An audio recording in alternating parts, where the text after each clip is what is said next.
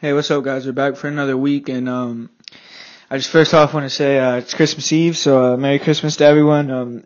Anyone that's listening to me, all you degenerate motherfuckers like me, talking about gambling right now, talking about betting predictions. Thank you for listening. I love you guys. Anyone that's gonna be listening after the holidays, I love you too. But I've been having a rough last couple of weeks, but I feel like those two cards were two of the hardest cards to call out of the whole year, and we didn't do too horrible. We went 6-7 last week, but this week I'm really pretty confident. Have a lot of picks. Have had a little bit more time to do a little film study for this one, and I think we're gonna have a good week. And I'm actually excited for the fights, man. It's gonna be a great card. Holm versus Cyborg, and another pay-per-view to end of the year. UFC always puts up with great pay-per-views to end of the year, so we're gonna jump right into it. And the first fight of the night is Marvin Vettori against Nurmagamedov. And this is a interesting fight. Nurmagamedov is a 1-7 year in the UFC, but he's coming up to 185 now. He had struggled to make the weight. He was a pretty big guy. Russian. He's a wrestler. He he likes to go for double legs and top control. Wins fights with the top control. But he has power in both of his hands, and he throws looping hooks, dangerous hooks in the pocket, so he kind of spooks guys from wanting to come in on him, because when they come in, he's throwing these crazy overhand rights, and, great chin, and he's just willing to sit in the pocket with you and throw these shots, and, most people drop when, instead of him, he's usually not the one that drops. He doesn't throw very many kicks or very up his game much on the feet. He doesn't have a lot of output either. And he circles around a lot and just doesn't have a lot of aggression. He waits to counter you with the overhand or time a big shot. And he definitely slows down too. He slows down as the fight goes on, like in his fight against Al-Razak Hassan. He was taking him down. Then in that third round, he was in a bit of trouble at the end of the fight. He just completely gassed out. And he's had that problem in quite a few of his fights. And Marvin Vettori's a pressure boxer. He's pretty big for the division too. And he's young and he's improving, and he's pretty athletic, fast hands, good combinations, come in with hard combinations and clinch and then get a body lock, good double legs as well. And he does a good job of controlling you against the cage, and he is a bit stiff and plodding, so he could get hit with one of those overhands and go to sleep. It's definitely possible. But he does huge ground and pound and good control on the ground, and good takedown defense as well. When you take him down, he's also solid off of his back. He could attack with submissions, and he slows down too through at the end of the rounds as well. Like round 3, he'll start to slow down, but he kind of is a little bit better than Omari at keeping his technique and pushing through, and he has a good game plan in his fights. He had a nice guillotine against Alberto Mina, and he has 8 submissions, so he's pretty good at chokes.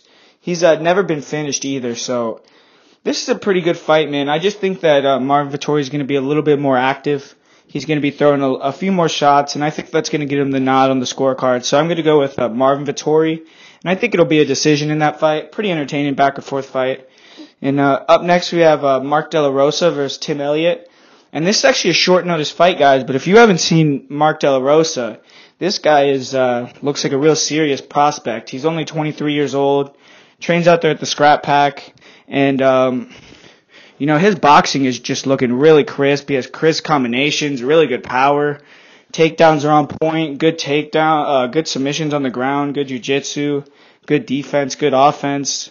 He looks like the real deal, man. And everyone knows what Tim Elliott wants to do at this point. He's a funky guy, comes in with a lot of crazy movement on the feet, and just goes for takedowns. He'll try to blitz, throw some shots, but it's all to go for takedowns. He doesn't really feel the most comfortability on the feet yet, you could tell, and he dives in, man, and he could definitely get submitted or knocked out in this fight. I actually think that De La Rosa is better on the feet and on the ground, and I think Tim Elliott puts himself in a lot of positions that are just unenviable positions where he'll dive in with his head on the guillotine, things like that, and I just think Mark De La Rosa is someone that's good enough to catch him, but with the short notice, it's always a little tricky with a guy like Tim Elliott, because someone that can grind, make you work, and he's never going to stop, never going to give up. That's a tough guy to deal with, especially on short notice. But I'm still going to go with Mark De La Rosa. I just think he's just overall better, man. And I think he's actually going to finish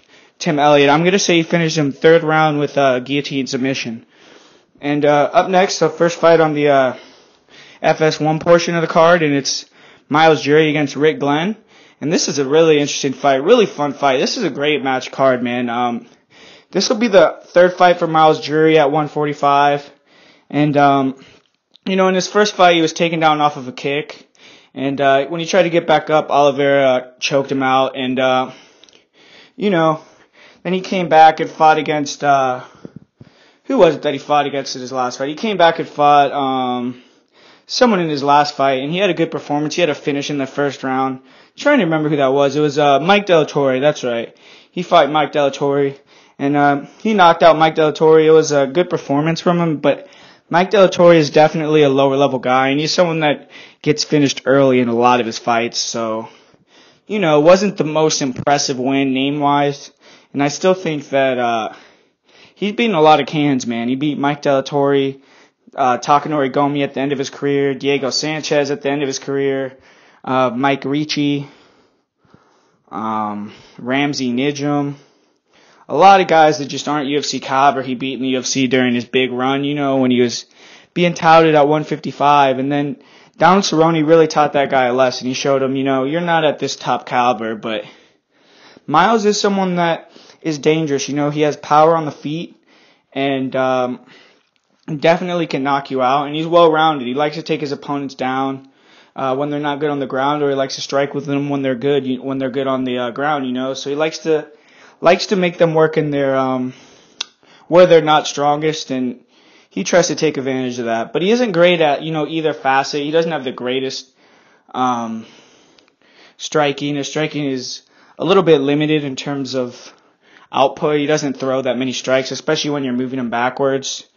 And Rick Glenn is actually kind of similar to the way Myles Jury fights, except I just think he's a little bit tougher, a little more well-rounded, and I think he has a little more grit, man. And in his last fight, he looked really good, man. He was really putting it to Gavin Tucker, and he had great cardio in that fight. He just looked really sharp with straight combination punches, nice snapping front kick to the body and to the head. Great pace, man. He was able to take Tucker down, keep him down, continuously to body lock takedowns. He was making Gavin Tucker hold his weight, just wearing him out and beating him down, man. Precise shots to the head, constant work.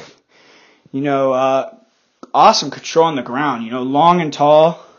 And he uses that on the ground real well to control position. I think Jury's going to have the power advantage and the punching power advantage, which is always dangerous. But Glenn has an amazing chin, man. He's never been KO'd. And actually, I was looking through his record, man, and his record at featherweight is 12-1. He's fought a lot at 55s, but his record at featherweight is 12-1, with the only loss coming to Lance Palmer. And if anyone knows who Lance Palmer is, former WSOF champ, he's the real deal, man. So Glenn, I think he's peaking and working with Team Alpha Male. Those guys have been on an amazing run lately, and I just think he's a little tougher. I think he's going to be able to squeak out a decision, and I just think that he's kind of reminds me of another guy like Darren Elkins, man, where Team Alpha Male gets a guy who has a little bit of raw skills with a workman-like, not raw skills, but just a workman-like skills. They come in, great cardio, great grit, good chin, pushing the pace, and then they make them a little bit more cleaner with their striking, a little bit more cleaner with their ground and pound, and they just, bring them on to that next level. And I think that's what happened to Rick Glenn, man. I think Rick Glenn is going to be a problem for a lot of people in this division. So I'm going to go with Rick Glenn, and I'm going to say that he wins by decision here. And up next you have Mark Diakiese against Dan Hooker. And Dan Hooker's a long-rangey striker. He had a real good performance in his last fight against Ross Pearson. Stayed nice and long. Chopped down on the lead leg of Pearson. A lot of inside and outside leg kicks. Great job of throwing straight punches to the head. And then he would disguise the leg kicks with the straight punches. Throw a great jab. Nice straight right hand. All his punches are straight and fast. He really uses that reach to his advantage. Great job of staying long. He likes to vary up the speed of his punches sometimes, so he'll throw some, slow straight punches, then come in with the quick heater and pretty good, pretty good at divvying up, trying to make it hard for you to, defend and counter. Throws a nice front kick to the body as well, and he'll change it up, go to the head with it. Great knee, beautiful knee KO he had on Ross Pearson. Great timing. Very hard striker to deal with in space, but he's still very hittable in my opinion. He's just someone that, whenever Pearson actually exploded and blitzed, he would hit him. And Pearson is a counter fighter, everyone knows that.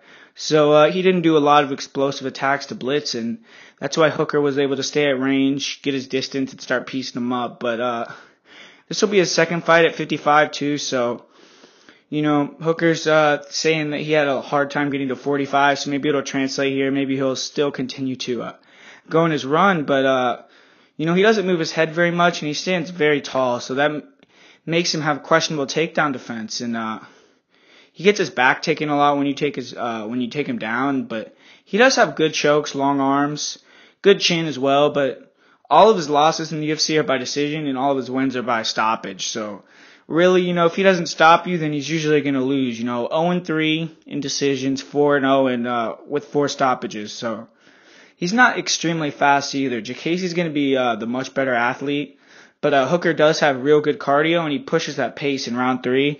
Keeps coming, and you're not going to break that guy. But Diakiese's coming off the first loss of his career, but I still think he's a pretty good prospect at the 155-pound division.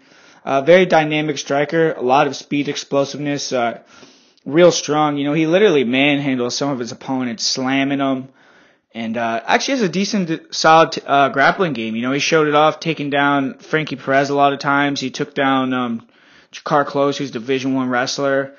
But he does throw a wild strike, crazy kicks, and but I think his striking is a little overrated in my opinion. He's flashy, a lot of good power, counter right hand is real good and can KO you for sure. But he gets countered with faster, straighter shots, and he gets leg kicked a lot. And it's something Hooker attacked with in his last fight, so maybe he'll try to do it again. I actually think he's a better grappler than a striker. Strong, gets the body lock, and he's hard to get off you. He'll slam you and be very explosive. He chokeslammed Jakar Close. I'd never seen that before. I rewatched that fight, and it was razor close. I didn't think that it was close when I watched it, but when I rewatched it, I saw how close it was. First round was given it close because of the drop off the leg kick, but I thought Mark was winning that round until that. And he'll look like he's quitting, against Frankie Perez in the corner. He was talking about how he couldn't see after the second round. It was real chaotic. Against Close, he was falling from the leg kicks. But then, he comes on that third round and he puts it on you. He shows that he's a fighter. I thought he won that third round against Jakar Close.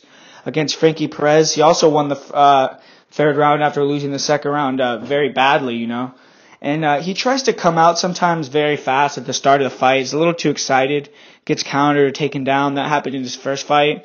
And, this is an interesting fight because I could see Dan Hooker getting starched with the quickness, just getting knocked out fast, or I could see him pushing the pace and breaking Mark Diakiese. But, with Mark Diakiese's propensity to bounce back in round 3, and he shows a lot of heart, some decent cardio. So I'm going to say he's going to win. I think he's going to use grappling heavy game plan, takedown, control Dan Hooker. And I'm going to say he wins this fight by decision. And up next, we have another fight between Luis Smolka and Matheus Nicolau. And Nicolau's coming off a pretty long layoff, but I just think that he's the much better fighter here. Big for the division, has great takedown defense and real slick striking. Good power in the pocket, lands short left hooks, and good counter puncher.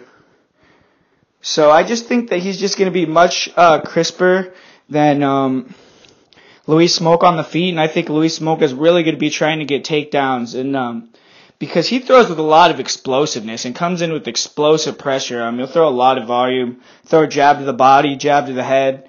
I thought he won easily against John Moraga. And John Moraga's been on a tear since then, man. He's beaten a lot of good guys. He knocked out Bibulatov. And, so he's also, Matheus is also a black belt in BJJ.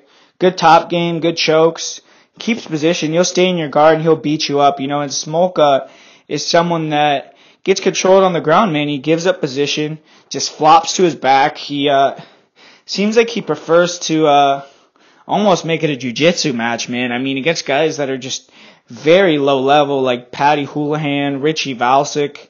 He was getting bullied in the clinch, man. And while he's a good scrambler, he can't hold top position, you know. But his striking looks great at times, you know. But it's like sometimes it seems like he doesn't want to strike. He doesn't want to pull the trigger. And Nicolau just does such a good job of sliding away from shots and countering. And I just can't see Smolka lasting the whole time on the feet here. I'm just going to go with, I think Nicolau sometime in the second or third round is going to drop and stun Luis Smolka and then catch him in a guillotine choke to win by finish. And that's one of the more confident bets I have here. Not bets, but picks here. I think Matheus Nicolau is someone that's definitely going to beat Luis Smolka. But up next, we have another fight that I'm very confident that I think the Roundtree will win, and he's fighting against Michael Oleksiuk. I think that I said that right, but Oleksiuk seems like he's just a real average fighter. You know, I don't think that he's quite UFC caliber. I think that the UFC sees what they have in Roundtree, and they're starting to maybe want to push that guy, because Michael's all-star striker, and he doesn't seem comfortable at all on top in someone's guard or anything, even on the regional level. And that's something that, Roundtree really struggles with. So the UFC is giving him a great matchup.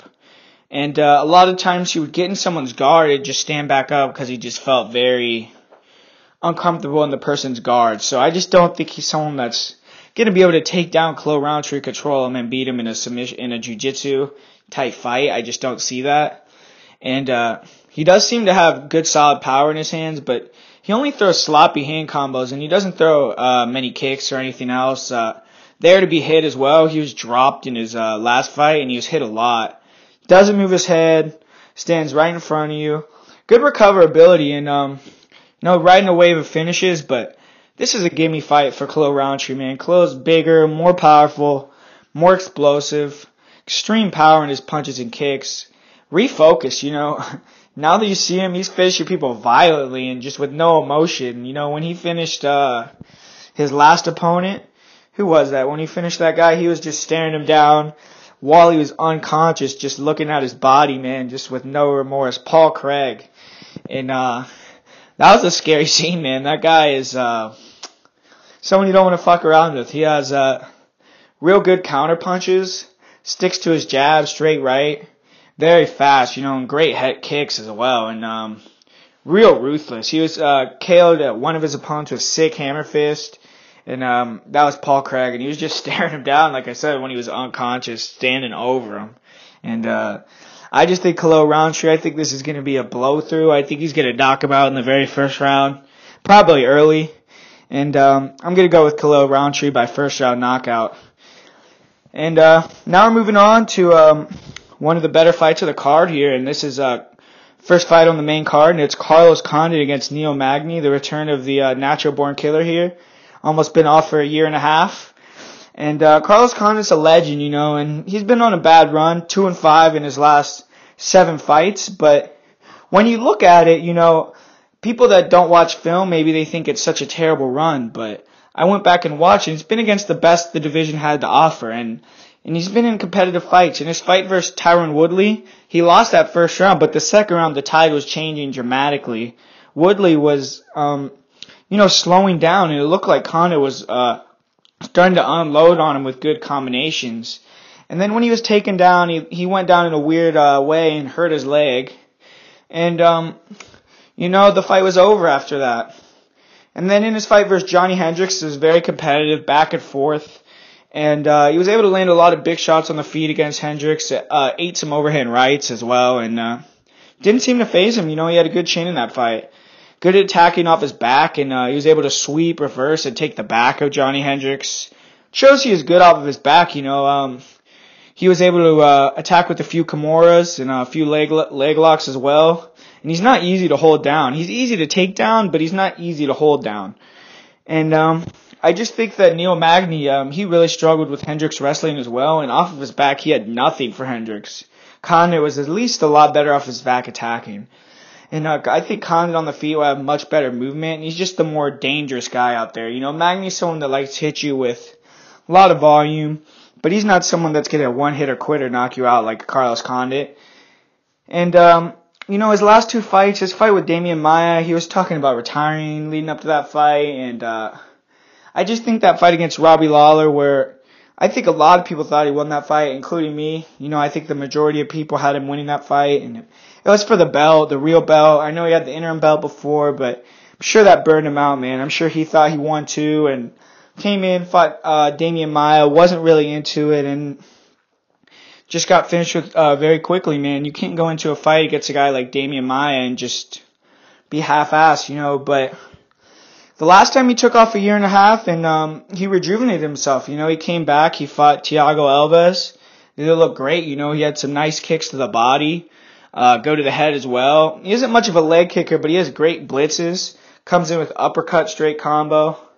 Just as effective on the inside as he is on the outside. He lands hard, short elbows on the inside that'll cut you up, short punches. Throw a lot of step-in knees, flying knees as well. And, you know, he's someone that's really dangerous. And that fight against Maia was the worst performance of his career, but it's just someone that I think he's just better everywhere than Neil Magny. He's cleaner, better striking, more dangerous, and just better jiu-jitsu. I think Magny may have the wrestling advantage, and I think his game plan will be to try to rely on his wrestling, grind Condit out. Magny and Condit both have incredible cardio, and that's something that Neil Magny likes to use, one of his biggest weapons in a lot of his fights. And this fight, he's not going to have that weapon of having elite cardio to, you know, wear down his opponent, because Condit has elite cardio as well. And I think that he may take Condit down a couple of times early, you know, but I think Condit's going to be threatening off his back, and I think he's going to be able to get up. And on the feet, I just see Condit being too good, man. I think Magny's too deliberate pace, throw straight volume punches, but not much power in his punches or kicks. And I just think Condit will be able to land the heavier shots, just be a little more dynamic, a little bit more volume.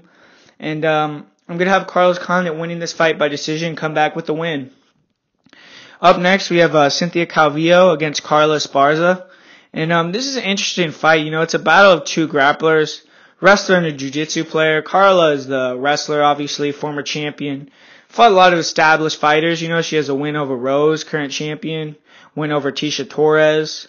A lot of big-time wins, man. But Calvillo's, you know, a hot upstart. She's starting to make a name for herself.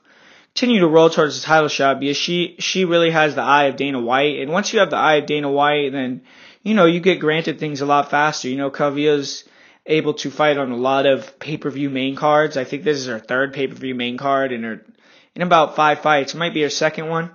But either way, she's had a lot of exposure. But she's very green on the feet, and she doesn't have much faith in her boxing. So therefore, she usually just likes to move around a lot, stay at range, and throw leg kicks, throw body kicks.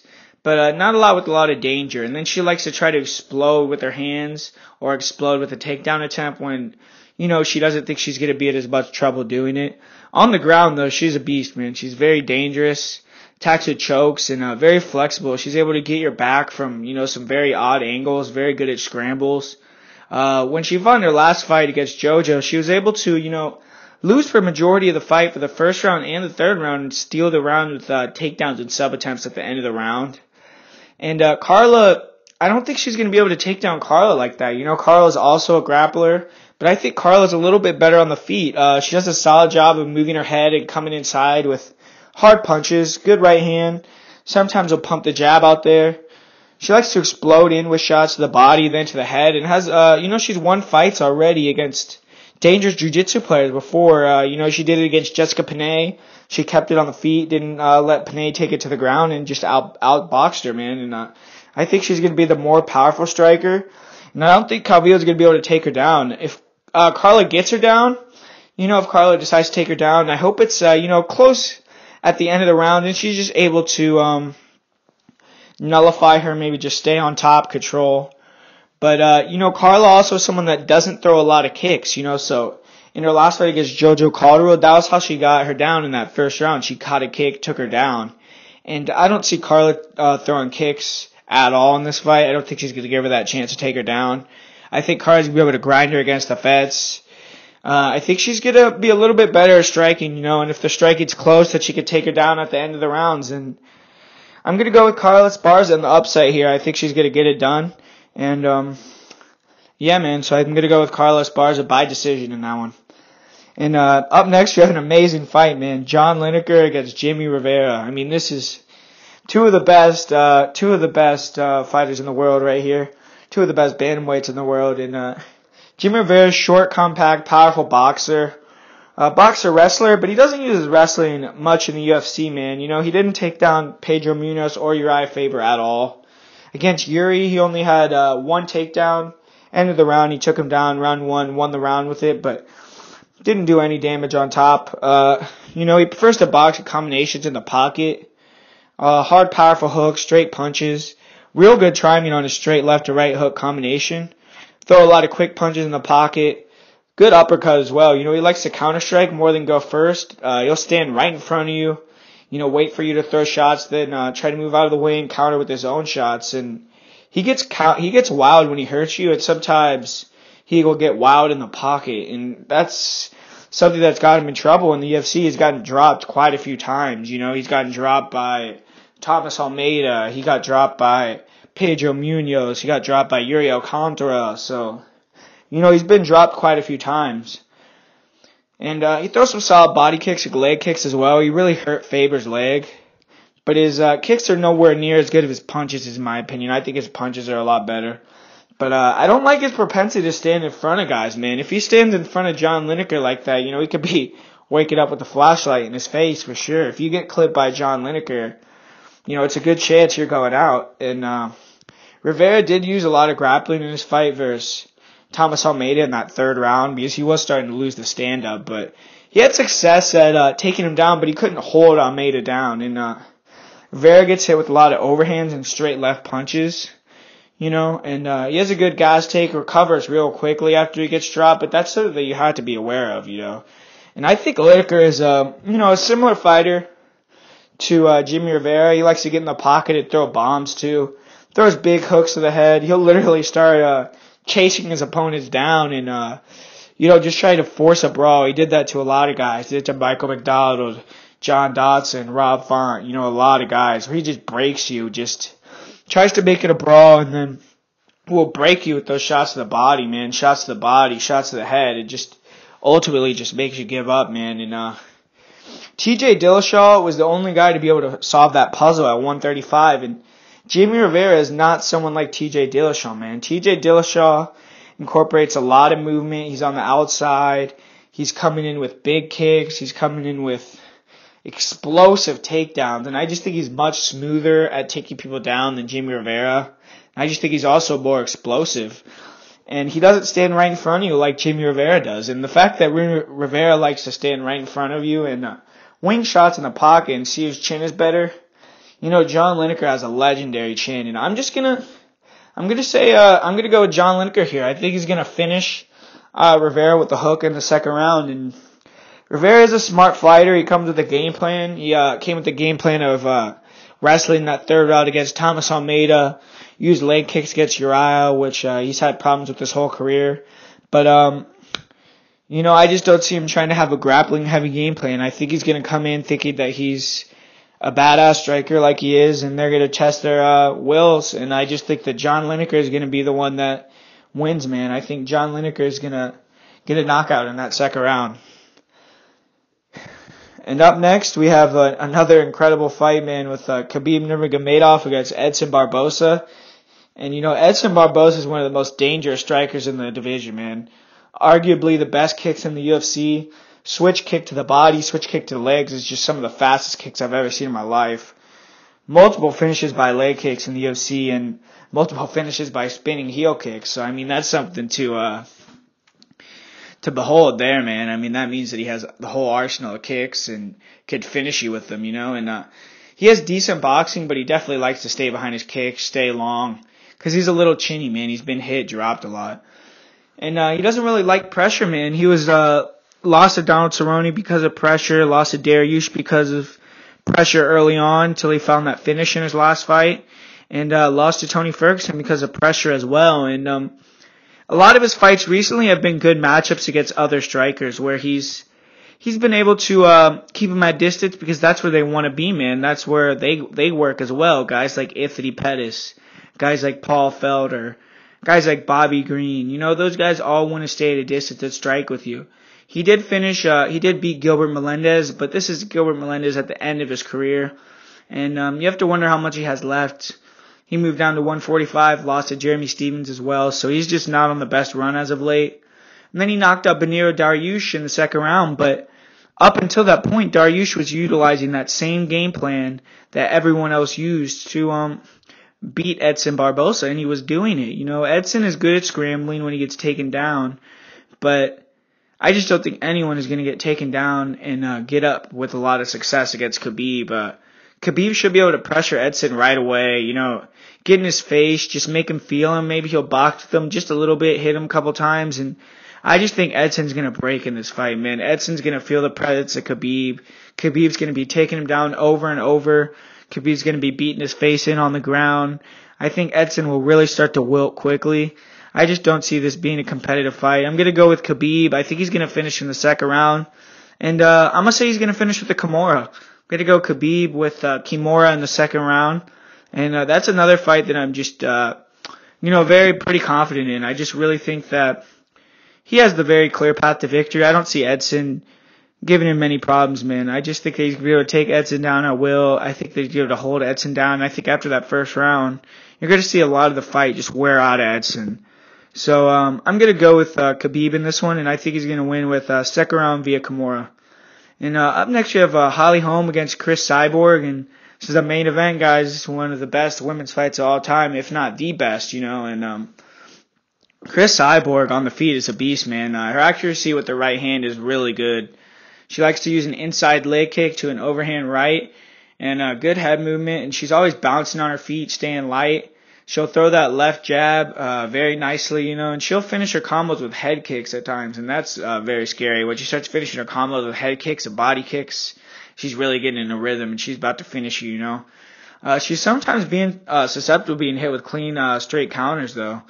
And that's something that Holly's very good at, coming in with that straight left and hitting people with it. So that might come into factor here. And Cyborg is extremely strong in the clinch. She uses a lot of knees to the body. She doesn't really go for offensive grappling, taking people down. But if you try to take her down, she'll, a lot of times reverse, like against Marloes Koenig, get on top, land a lot of heavy ground and pound.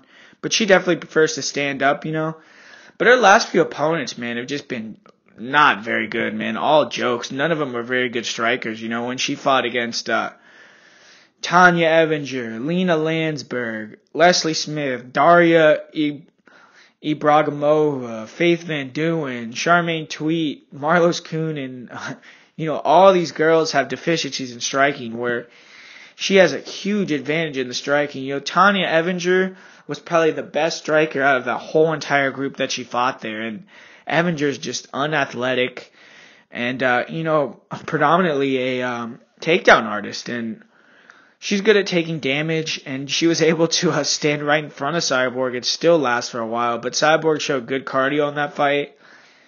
She doesn't get pushed that much, though, so it's hard to see if you push her, you make her get into adversity, rock her a little bit, if she'll start to lose a little bit of that gas tank, but without putting her in any serious position, she can go all day. And, I don't see her using a grappling heavy game plan. I think she's going to go out there, be the same old Cyborg, and I think eventually if she's losing the striking, then she'll look for the takedowns, but I think to start the fight, she's going to be coming in with her game, man, and that's striking. And, Holly Holm is going to be the first girl she fights who's athletic with good movement and range. The first one in her whole career. That's fact. You can't say anyone else had good movement, range, and was an athletic fighter like Holly Holm. None of the people that she's fought have been that, And she comes with a lot of good counter-striking. And a lot of Cyborg's opponents don't throw kicks either. I haven't seen many of them throw many kicks. And, Tanya Evinger was able to land some kicks to the body and some leg kicks, and her kicks were very ugly, And Holly Holm has amazing kicks. She's real good at hiding them behind her punches. And, that's something that you also have to look for, man. I think Cyborg might struggle early with those kicks, especially those long kicks, the oblique kicks, the kicks to the body. Because Holly Holm is just so good at lateral movement, man. You see it when you watch her fight. She never gets her back up against the fence. She's always in the circle in the middle of the cage, and she's circling around using that movement. She's able to, never get her back stuck against the cage, using that front kick, the oblique kick, countering with the left straight, and just circling around, just making it hard to pin her down, man. And real athletic and rangy. Good job of blocking the clinch. She did that against Miesha Tate a lot, where she just denied the clinch. Solid takedown defense. And I've never seen Cyborg attack with the type of takedowns that Miesha Tate did, which were explosive shots, double leg, single leg shots. And Cyborg likes to attack with body locks, which he gets you against the cage. And like I said, that's something that Holly Holm doesn't do. She doesn't put herself against the cage to be taken down. And, I think this is going to be a striking affair, and I think Holly's going to make a good account of herself. I think that, especially early, she's going to be quicker than Cyborg. I think she's going to be able to finesse her a little bit. I think she's going to be able to finesse her in that first round, maybe winning, keep her guessing, countering, and make Cyborg look a little bit sloppy early, not get hit much. But I just think eventually she's going to start to get worn down. Cyborg's going to start to land. Cyborg's going to start to be able to get a hold of her, get her in that clinch, land those knees to the body, land those knees to the head. And I think that's either going to be a decision victory for Cyborg or a 4th or 5th round stoppage. But I do think it's going to go for a while, and I think Holly's going to show some skills, man. I think she's going to show that Cyborg is definitely beatable with the right game plan. Not beatable, but definitely, I don't think Cyborg, after watching all her tape and, knowing her from her past fights, that she's quite the unbeatable force that people are saying. She has some deficiencies. She's just been fighting a lot of girls that just are, quite frankly, not at her level, not on the UFC level. But, that's everything for this week. And like I said, I've done a lot of film study for this one. I had a lot of time to prepare, so I'm feeling pretty confident. This is going to be a bounce back week for us, and I just once again hope everyone has a Merry Christmas. Thanks for listening. Thanks for listening to me for this year, and going to be a lot of good things for 2018 as well. So subscribe, get on the plate early, and we're going to be moving on. We're going to be moving up, man. I'm going to be making a lot more videos. I'm going to be trying to put on some better content for you guys in 2018. So hope you guys like the show, and like I said, hope you guys subscribe for more, and have a great Christmas. And